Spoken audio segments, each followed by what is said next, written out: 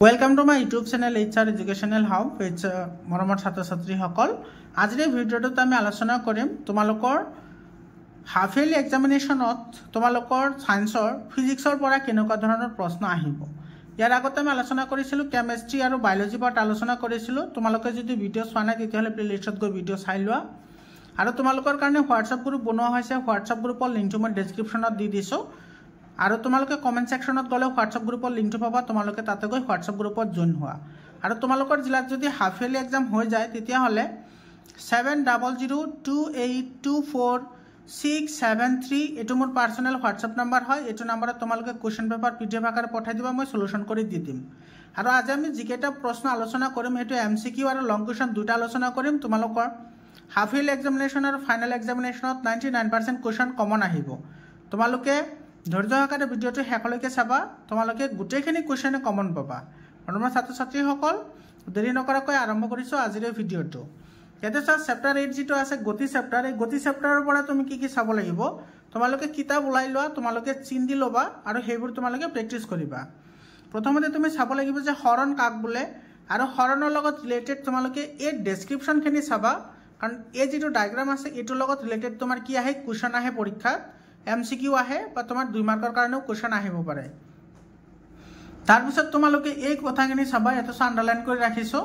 যে তোমাৰ হৰণৰ মান তোমাৰ কেতিয়া শূন্য হয় আৰু হৰণৰ মান কেতিয়া শূন্য নহয় এইখিনি বহুত ইম্পৰ্টেন্ট হয় তাৰ পিছত তোমালোকে এতে চাবা গাড়ীৰ অডোমিটাৰে কি জুখে আৰু স্পিডোমিটাৰে কি জুখে গাড়ীৰ অডোমিটাৰ আৰু স্পিডোমিটাৰে কি জুখে এইখিনি কথা ইয়াতে আছে তুমি এইখিনি কথা চাবা তাৰ পিছত তোমালোকে ইয়াতে যেটো প্ৰশ্নাৱলী আছে সেই প্ৰশ্নাৱলীটো চাব লাগিব তোমাৰ 1 নম্বৰ কোৱেশ্চন আৰু 3 নম্বৰ কোৱেশ্চন বহুত ইম্পৰ্টেন্ট হয় 1 নম্বৰ আৰু 3 নম্বৰ কোৱেশ্চনটো ইম্পৰ্টেন্ট হয় তাৰ পিছত আছে তোমাৰ সুষম গতি আৰু বিষম গতি কাক বোলে বহুত ইম্পৰ্টেন্ট হয় সুষম গতি আৰু বিষম গতি কাক বোলে এটো ডেফিনিশন চাব লাগিব তাৰ পিছত তোমালোকে ইয়াতে চাবা দ্ৰুতি ৰেচা এককটো চাবা ইয়াতে আছে তাৰ পিছত গড় দ্ৰুতি কাক বোলে আৰু ইয়াক কেনেকৈ নিৰ্ণয় কৰা হয় সেই ফৰ্মুলাটো চাবা গড় দ্ৰুতিৰ ফৰ্মুলা এবোৰ কিন্তু এমসিকিউ আহে আৰু এবোৰ এমসিকিউ মৰমৰ ছাত্ৰ ছাত্ৰীসকল তোমালোকে 5টা 6টা কেৱল এককৰ ওপৰতে প্ৰশ্ন পাবা এবোৰ এককৰ ওপৰতে তোমালোকৰ 5-6টা প্ৰশ্ন আহিব তোমাৰ হেতু বায়োলজিৰো হ'ব পাৰে বা ফিজিক্সৰো হ'ব পাৰে বা তোমাৰ কেমিষ্ট্ৰিৰো হ'ব পাৰে গতিকে তোমালোকে এককবোৰ ভালদৰে চাব লাগিব তাৰ পিছত তোমালোকে ইয়াতে উদাহৰণ 8.1 চাবা বহুত ইম্পৰ্টেন্ট হয় তাৰ পিছত তোমালোকে ইয়াতে চাব লাগিব যে দিখৰ হৈতে দ্ৰুতি অৰ্থাৎ তোমাৰ এটো আমি কি বুলি কও ত্বৰণ বুলি কও ত্বৰণ কাক বোলে তাৰ পিছত তোমাৰ গড়বে কি হয় এটো তুমি চাব লাগিব এখিনি চাবা তাৰ পিছত দ্ৰুতি আৰু বেগৰ এসআই একক কি এখিনি চাবা এখিনি চালে তোমালোকে এখিনি হৈ যাব তাৰ পিছত তুমি ইফালে চাব লাগিব এই প্ৰশ্নাৱলীৰ পৰা তুমি চাব লাগিব question number 1 2 question number 2 question number 3 question number 4 আৰু কোৱেশ্চন নম্বৰ 5 বহুত ইম্পৰ্টেন্ট হয় ইয়াৰ পৰা কিন্তু প্ৰশ্ন আহিবই ঠিক আছে 1 নম্বৰ কোৱেশ্চনটো 2 মাৰ্কৰ কাৰণে আহে 1 নম্বৰ কোৱেশ্চন 2 নম্বৰ কোৱেশ্চনটো তোমাৰ কি হয় এটা এমসিকিউ 3 নম্বৰ কোৱেশ্চনটো এমসিকিউ 4 নম্বৰ কোৱেশ্চনটো এমসিকিউ হয় 5 নম্বৰ কোৱেশ্চনটো 2 মাৰ্কৰ কাৰণে পৰীক্ষাত আহে তাৰ পিছত উদাহৰণ 8.22 চাবা আৰু ইফালে আছে উদাহৰণ 8.3 বহুত ইম্পৰ্টেন্ট হয় ইয়াৰ পৰা কিন্তু তোমাৰ লাষ্ট ইয়াৰ বা তাৰ আগৰ বছৰৰ কোৱেশ্চন আহি গৈছে গতিকে তোমালোকৰো আহিব তাৰ পিছত ছয় ইয়াতে তোমাৰ বেগৰ পৰিৱৰ্তনৰ হাৰ কেতিয়া শূন্য হয় কেতিয়া নহয় এইখিনি কথা তুমি চাব লাগিব বহুত ইম্পৰ্টেন্ট হয় তাৰ পিছত তোমাৰ ত্বৰণ কাক বোলে আৰু ত্বৰণৰ যেটো ফৰ্মুলা আছে সেই ফৰ্মুলাটো এটো a = v - u divided by t তাৰ পিছত ত্বৰণৰ এসআই একক কি চাবা তাৰ পিছত তোমালোকে চাব লাগিব যে ত্বৰণ সুষম ত্বৰণ আৰু বিষম ত্বৰণ কাক বোলে সুষম ত্বৰণ আৰু বিষম ত্বৰণ এইখিনি চাব লাগিব তাৰ পিছত তোমালোকে উদাহৰণ 8.4 চাবা মৰমৰ ছাত্ৰ ছাত্ৰীসকল তোমালোকৰ ফিজিক্স পাৰ্টৰ পৰা যিকেটা অংক আহিব গোটেইকেটা উদাহৰণৰ পৰাই আহিব কাৰণ 99% কোৱেশ্চন তোমাৰ উদাহৰণৰ পৰাই আহা দেখা যায় যোৱা যদি 4-5 বছৰৰ কোৱেশ্চন পেপাৰ চোৱা তাৰ পিছত প্ৰশ্নাৱলী তোমাৰ ইয়াৰ পৰা তুমি চাবা প্ৰশ্নাৱলী 2 নম্বৰ আৰু 3 নম্বৰটো চাবা ইম্পৰ্টেন্স আছে 2 নম্বৰ আৰু 3 নম্বৰ তাৰ পিছত তুমি এই ফালৰ পৰা তোমাৰ দূৰত্ব সময় লেখৰ যেটো তোমাৰ গ্ৰাফ আছে হেতু কেনেকুৱা হয় আৰু এই ফৰ্মুলাটো চাবা তাৰ পিছত বিষম দ্ৰুতিৰ লেখ কেনেকুৱা হয় এই লেখটো চাবা এখিনি কিন্তু ইম্পৰ্টেন্ট হয় ঠিক আছে এই ডায়াগ্ৰামবোৰ তোমালোকে চাই যাবা তাৰ পিছত তোমালোকে এই প্ৰশ্নাৱলীৰ পৰা তুমি চাব লাগিব হেড এই যে যিবোৰ ডায়াগ্ৰাম আছে সেই ডায়াগ্ৰামৰ ওপৰত ভিত্তি কৰি এই প্ৰশ্নবোৰ আছে ইয়াতে তোমাৰ 4টা প্ৰশ্ন আছে এই 4টা প্ৰশ্ন ইম্পৰ্টেন্ট হয় আৰু 4টা প্ৰশ্নই তোমাৰ এমসিকিউ আহে 4টা প্ৰশ্ন এমসিকিউ আহে তোমালোকক এই প্ৰশ্নবোৰ দি দিব আৰু তোমালোকক ইয়াতে গ্ৰাফ আঁকি দিব কোনটো গ্ৰাফ শুদ্ধ হ'ব সেইটো তুমি বাছি উলিয়াব লাগে বুজি পালানে তাৰপিছত তোমালোকৰ চোৱা ইয়াতে লৈখিক পদ্ধতিৰে যে গতিৰ সমীকৰণ প্ৰমাণ কৰা এই যে ইয়াতে তিনিটা ফৰ্মুলা আছে এই তিনিটা ফৰ্মুলা প্ৰমাণ কৰা তোমালোকে জানিব লাগিব ইয়াৰ পৰা যিকোনো এটা কোৱেশ্চন কিন্তু তোমালোকৰ পৰীক্ষাত আহিব 3 মাৰ্কৰ কাৰণে হেতু হাফ ইয়াৰলিটো আহে আৰু ফাইনেল এক্সামতো আহে ঠিক আছে তোমালোকে তিনিটা চাব লাগিব ইয়াতে তিনিটা তো তোমাৰ বেগ সময় সম্পৰ্কৰ সমীকৰণ এটো বেগ সময়ৰ সম্পৰ্কৰ সমীকৰণ আছে b = u + 80 তোমালোকে এনেকৈ মনত ৰাখা তাৰপিছত তোমাৰ এটো অৱস্থান বেগ সম্পৰ্কৰ সমীকৰণ হৈছে 2as = v² - u²। এটো উদাহৰণ 8.5 টো চাবা তাৰপিছত তোমাৰ এটো আছে অৱস্থান সময় সম্পৰ্কৰ সমীকৰণটো হৈছে এটো s = ut + half at² এটো তোমালোকে চাব লাগিব তাৰপিছত তোমালোকে ইয়াতে চাবা 8.6 এটো উদাহৰণ কৰাই আছে এইবোৰ 8.7 টো চাবা ইম্পৰ্টেন্ট হয় এফালে প্ৰশ্নাৱলীৰ পৰা তুমি 1 আৰু 2 নম্বৰ প্ৰশ্নটো চাবা ইম্পৰ্টেন্ট হয় 1 নম্বৰ আৰু 2 নম্বৰ কোৱেশ্চনটো তাৰপিছত তোমাৰ ইয়াতে তোমাৰ এটো 3 নম্বৰ কোৱেশ্চনটো চাবা আৰু ইফালে আছে 5 নম্বৰ কোৱেশ্চনটো চাবা বহুত ইম্পৰ্টেন্ট হয় 3 আৰু 5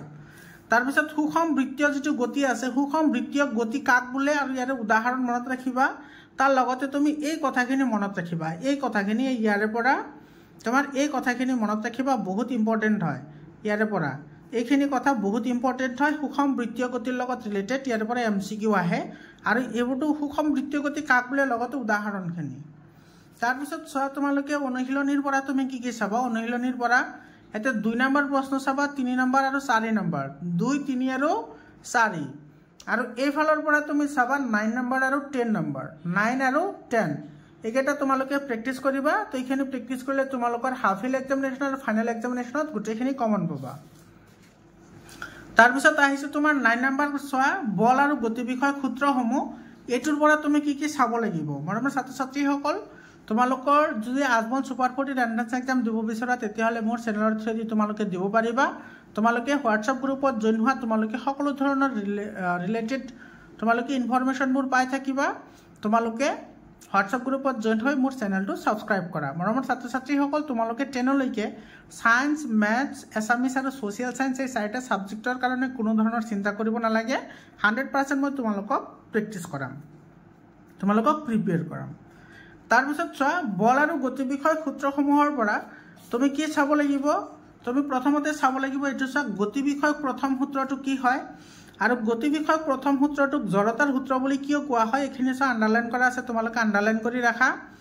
এখিনি কথা তোমালোকে জানিব লাগিব বহুত ইম্পৰ্টেন্ট হয় তাৰপিছত তোমাৰ গাড়ী এখন ব্ৰেক কৰিলে তুমি আগলৈ হালি যোৱা আৰু গাড়ীখন তোমাৰ চালু হলে তুমি পিছফালে হালি যোৱা কিহৰ কাৰণে হালি যোৱা সেই কথাটো কিন্তু বহুত ইম্পৰ্টেন্ট হয় ইয়াতে আছে তোমালোকে এখিনি আন্ডাৰলাইন কৰি ৰাখা তোমালোকে এটো জানিব লাগিব তাৰপিছত তোমালোকে এটো জড়তাৰ সূত্ৰৰ লগত ৰিলেটেড যেটো তোমাৰ কেৰামৰ খেল আছে হেতু তুমি এটো চাব লাগিব কাৰ্যকলাপ 9.1 তাৰপিছত তোমালোকে এই ডায়াগ্ৰামটো চাব লাগিব এটোৰ পৰা তোমাৰ কোৱেশ্চন আহে এমসিকিউ আহে তাৰপিছত জড়তা আৰু ভৰৰ মাজত কি সম্পৰ্ক আছে হেতু জানিব লাগিব এটো চোৱা বেছি ভৰ হলে বা গধুৰ বস্তুৰ জড়তা বেছি আৰু তোমাৰ ভৰ কম হলে জড়তা কম হয় অৰ্থাৎ ভৰ আছে জড়তাৰ যোগ তাৰপিছত জড়তা কাক বোলে এখানে চোৱা ইয়াতে দিয়া আছে তাৰপিছত এই প্ৰশ্নাৱলীৰ পৰা চোৱা এই প্ৰশ্নাৱলীৰ পৰা তোমাৰ 1 নম্বৰ 2 নম্বৰ 3 নম্বৰ আৰু 4 নম্বৰ এই চাৰিটা কোৱেশ্চন বহুত ইম্পৰ্টেন্ট হয় ইয়াৰ পৰা কিন্তু এটা কোৱেশ্চন তোমালোকে পাবা তোমালোকৰ হাফিল এক্সামিনেশনতো পাবা আৰু ফাইনেল এক্সামিনেশনতো পাবা তাৰপিছত গতি বিষয়ক দ্বিতীয় সূত্ৰ যেটো আছে সেই সূত্ৰটো তোমালোকে চাব লাগিব তাৰপিছত ভৰবেগ কাক বোলে এটো চাব লাগিব আৰু ভৰবেগৰ এসআই একক এটো সব ভৰবেগৰ এসআই এককটো তোমালোকে চাব লাগিব বহুত ইম্পৰ্টেন্ট হয় ভৰবেগৰ এসআই একক আৰু ভৰবেগ কাক বোলে হেতু চাব লাগিব তাৰপিছত তোমাৰ এই কথাখিনি তোমালোকে চাই যাবা ইম্পৰ্টেন্স আছে তাৰপিছত গতি বিষয়ক তোমাৰ দ্বিতীয় সূত্ৰ যেটো গাণিতিক প্ৰকাশ অৰ্থাৎ F = ma এই ইয়াৰ পৰা এইখিনি কিন্তু তোমালোকে চাব লাগিব বহুত ইম্পৰ্টেন্ট হয় তাৰপিছত তোমাৰ এইখিনি চাব লাগিব তাৰপিছত বলৰ এসআই একক কি হেতু চাব লাগিব ঠিক আছে আৰু এটা কথা তোমালোকে মনত ৰাখিবা বলৰ এসআই একটো নিউটনটো নাহে আজিকালি এইটো অপচন দিয়া থাকে গতিকে তোমালোকে গুটেখিনি ভালদৰে চাব লাগিব তাৰপিছত চোৱা ইয়াতে তোমালোকে এই প্যাৰাগ্ৰাফ দুটা মই যেটো আন্ডাৰলাইন কৰি ৰাখিছো ইয়াৰ পৰা কিন্তু বহুত ইম্পৰ্টেন্ট হয় ইয়াৰ পৰা কিন্তু কোৱেশ্চন আহিব কেনেকৈ যে তোমাৰ ক্ৰিকেট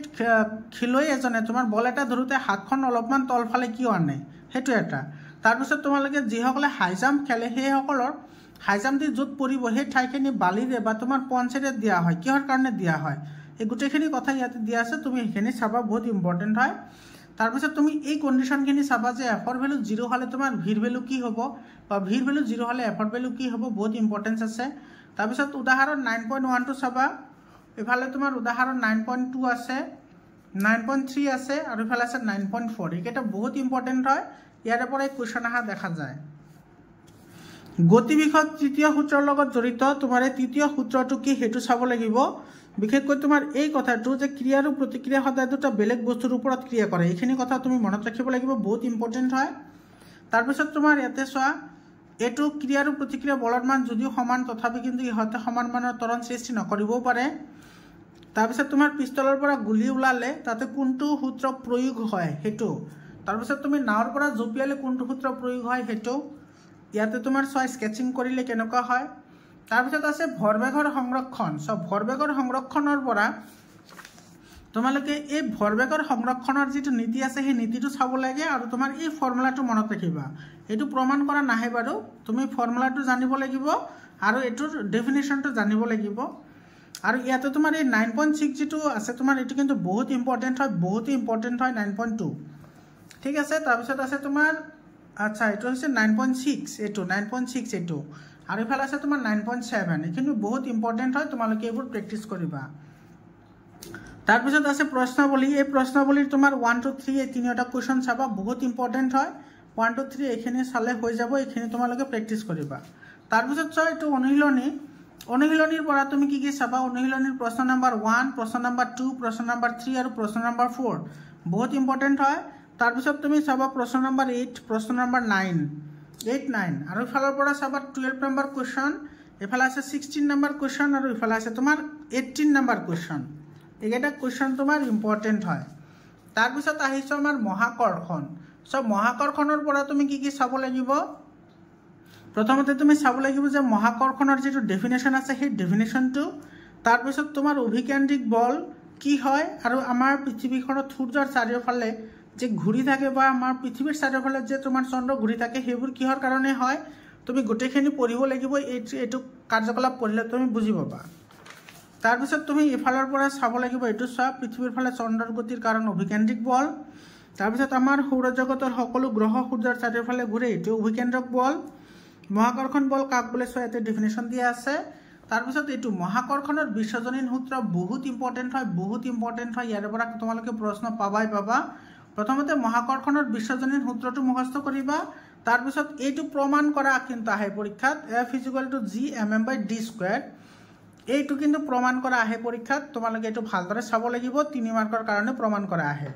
তাৰপিছত যিটো জি, ইয়াতে তোমাৰ কেপিটেল যিটো জি আৰু এটা জি আছে স্মল জি, সেইটো কেপিটেল জিটো তোমালোকে জানিব লাগিব, আৰু ইয়াৰে মান কিমান সেইটো জানিব লাগিব। তাৰ আগতে তোমালোকে এইখিনি চাব লাগিব। এতিয়া তোমাৰ কেপলাৰৰ 3টা সূত্ৰ আছে, সেই সূত্ৰ 3টা জানিব লাগিব। এতিয়া 1, 2, 3 কেপলাৰৰ সূত্ৰ আছে 3টাই, কেপলাৰৰ সূত্ৰৰ পৰাও কিন্তু প্ৰশ্ন আহে, গতিকে কেপলাৰৰ সূত্ৰ 3টা তুমি চাব লাগিব। তাৰপিছত তোমালোকে এইফালে চাব লাগিব, এইটো চোৱা,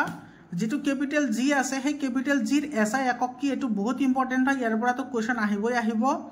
তাৰপিছত তোমাৰ এই জিৰ মানটো কোনে তোমাৰ নিৰ্মাণ কৰিছিল সেইটো লাগিব, আৰু ইয়াৰে মান কিমান এইটো চোৱা, এইটো মান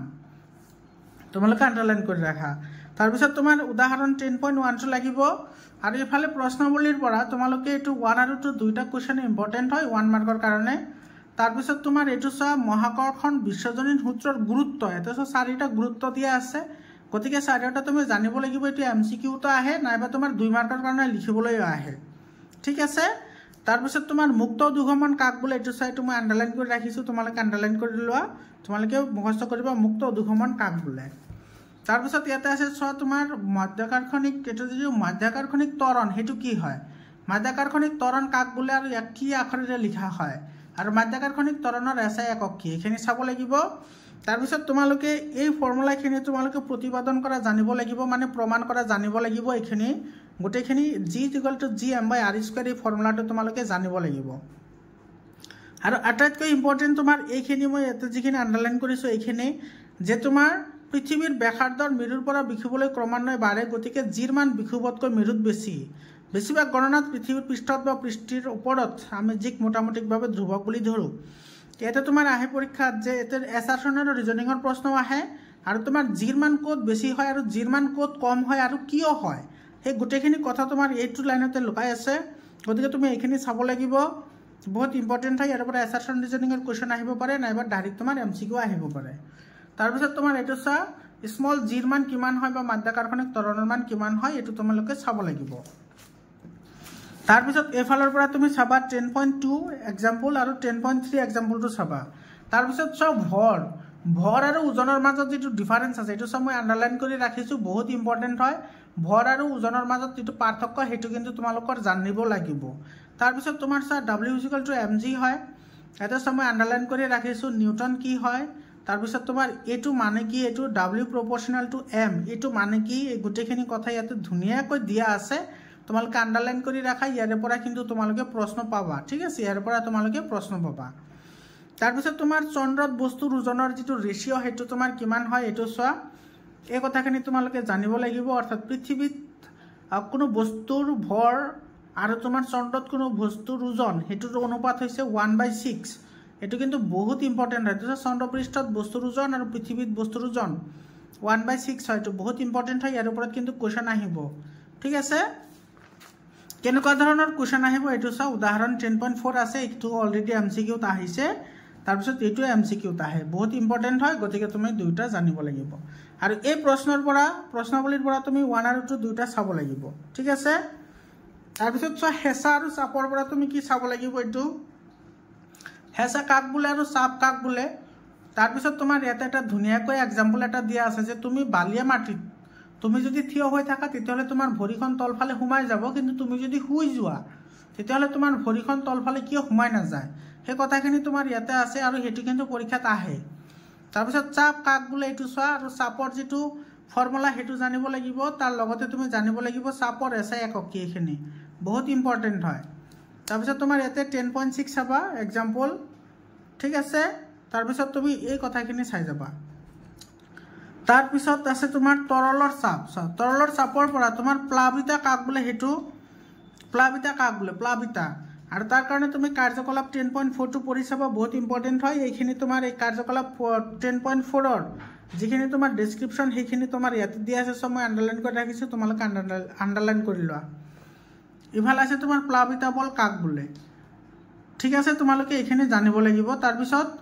পানীৰ পৃষ্ঠত বস্তু এটা থলি উপঙে নাইবা ডুবে কিয় চা এই প্ৰশ্নটো কিন্তু ডাইৰেক্টলি প্ৰশ্ন আহে এইটো পৰীক্ষা 2 মাৰ্কৰ কাৰণে যে বস্তু ডুবে কিয় আৰু কিছুমান বস্তু উপঙি থাকে কিহৰ কাৰণে হেখিনি তোমাৰ ধুনিয়াকি ইয়াতে দিয়া আছে মই আন্ডাৰলাইন কৰিছো তোমালোকে আন্ডাৰলাইন কৰা তাৰপিছত তুমি এই কথাখিনি চাব লাগিব যে বস্তু এটা কিয় ডুবে বা কিয় উপঙি থাকে এইখিনি তোমালোকে চাব লাগিব আৰু এই প্ৰশ্নাৱলীৰ পৰা তিনিটা কোৱেশ্চন চাব লাগিব বহুত ইম্পৰ্টেন্ট হয় আৰ্কিমিডিছৰ সূত্ৰটো তোমালোকে চাব লাগিব আৰ্কিমিডিছৰ সূত্ৰটো এটো চা প্লাবিতা বল কাক বোলে এখিনি তোমালোকে চাব লাগিব আৰু আৰ্কিমিডিছৰ যেটো ফৰ্মুলা আছে সেই ফৰ্মুলাটো তোমালোকে জানিব লাগিব সূত্ৰটো এটো চা এটো হৈছে আৰ্কিমিডিছৰ সূত্ৰ এটো তোমালোকে জানিব লাগিব তাৰপিছত তোমালোকে এই কথাখিনি জানিব লাগিব যে গাখীৰৰ শুদ্ধতা নিৰ্ণয় কৰা যেটো দুগ্ধমেতা আৰু তোমাৰ জুলীয়া বস্তুৰ ঘনত্ব জুখিবলৈ ব্যৱহাৰ কৰা যেটো জলমেতা মানে দুগ্ধমেতা মানে হৈছে লেক্টোমিটাৰ আৰু জলমেতা মানে হৈছে হাইড্ৰোমিটাৰ এটো তোমাৰ আৰ্কিমিডিছৰ সূত্ৰৰ ওপৰত নিৰ্ভৰ কৰি বনোৱা হৈছে গতিকে ইয়াৰ পৰা কিন্তু তোমালোকৰ প্ৰশ্ন আহিব পৰীক্ষাত আৰু এই প্ৰশ্নাৱলীৰ পৰা তোমালোকে 1 আৰু 2 নম্বৰ কোৱেশ্চনটো চাবা বহুত ইম্পৰ্টেন্ট হয় এই দুটা কোৱেশ্চন আৰু ইফালৰ পৰা তুমি চাব লাগিব আপেক্ষিক ঘনত্ব কাক বোলে আপেক্ষিক ঘনত্বৰ SI একক কি আৰু এই প্ৰশ্নটোৰ যেটো তোমাৰ ফৰ্মুলা আছে ফৰ্মুলাটো জানিব লাগিব লগতে 10.7 বহুত ইম্পৰ্টেন্ট হয় আপেক্ষিক ঘনত্বৰ ওপৰত কিন্তু তোমাৰ এছাৰশ্যন আৰু ৰিজনিঙৰ প্ৰশ্ন আহে ডেফিনেশনো লিখিবলৈ আহে কেতিয়াবা তোমাৰ ফৰ্মুলাও লিখিবলৈ আহে তাৰ লগতে তোমাৰ এই প্ৰশ্নটো আহে 10.7 পৰমৰ ছাত্ৰ ছাত্ৰী সকল তাৰ পিছত চাই এটো অনুশীলনীৰ পৰা তুমি কি কি চাবা অনুশীলনীৰ তোমাৰ 1 2 3 4 5 এই পাঁচটা কোৱেশ্চন বহুত ইম্পৰ্টেন্ট হয় তোমালোকে এইখিনি চাব লাগিব ঠিক আছে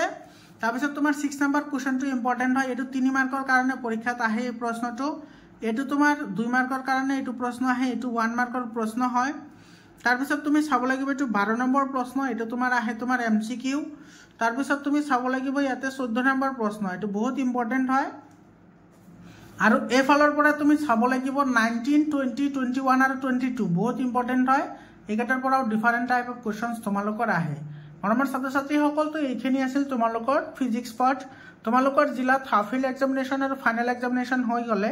7002824673 এইটো নম্বৰত তোমালোকে PDF আকাৰে কুৱেশ্যন পেপাৰ পঠাই দিবা, মই তোমালোকক সেইখিনি সলিউশ্যন কৰি দি দিম। মৰমৰ ছাত্ৰ ছাত্ৰীসকল তোমালোকৰ ফিজিক্স, বায়'লজি আৰু কেমেষ্ট্ৰি গোটেইখিনি মই তোমালোকক দেখুৱাই দিলোঁ, য'ৰ পৰা তোমালোকে 99% কুৱেশ্যন কমন পাবা। গতিকে তোমালোকক সকলোকে ভিডিঅ'টো শেষলৈকে চোৱাৰ কাৰণে ধন্যবাদ জনাইছোঁ আৰু সকলোকে পৰীক্ষাৰ কাৰণে শুভেচ্ছা জনালোঁ। মৰমৰ ছাত্ৰ ছাত্ৰীসকল আজিৰ কাৰণে এইখিনি, আকৌ লগ পাম বেলেগ এটা ভিডিঅ'লৈ। ধন্যবাদ।